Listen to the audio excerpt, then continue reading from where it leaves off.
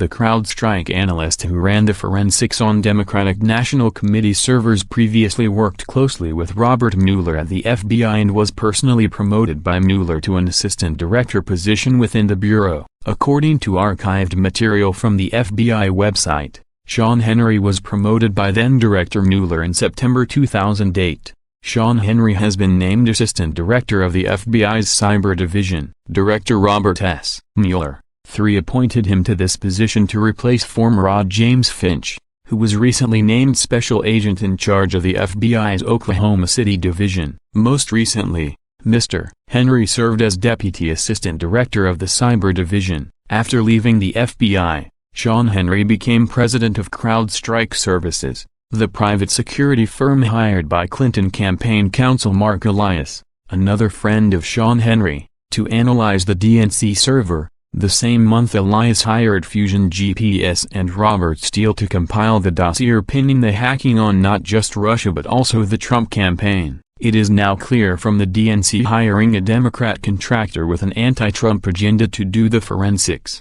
while refusing to allow objective FBI computer analysts to inspect the server, that political factors overrode proper investigative procedures and ruled out a scientific examination of the evidence. As such, Mueller's evidence is not legally admissible in a court of law. The FBI and Robert Mueller's team have only been granted the forensic images of the allegedly hacked DNC systems from CrowdStrike, which is not the same as workable mirror images of the hard drives. No hardware or machines were examined at the FBI forensics lab at Quantico, and DNC Chair Tom Perez has continued to refuse to hand over the hacked DNC server to the FBI. In an interview with CNN last week, Perez repeatedly dodged and weaved, refusing to explain why he is refusing to let the FBI access the server. According to Perez, the DNC does not need to provide evidence that the Russians hacked their server, instead claiming the American public must take CrowdStrike and Mueller at their word.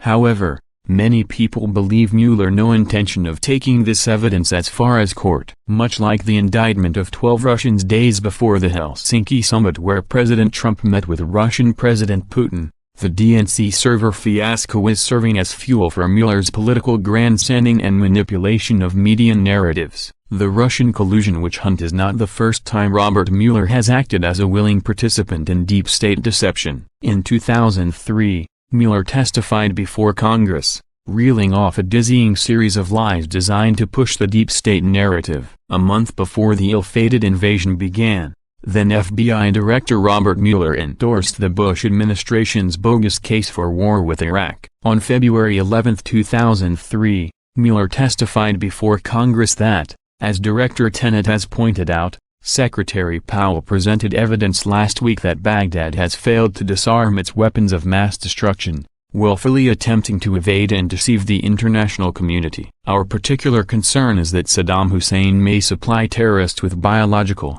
chemical, or radiological material. Of course, history has shown Mueller up to be a liar. He was on the wrong side of history in 2003. And future generations will view him as being on the wrong side of history with his phony Russian collusion witch hunt.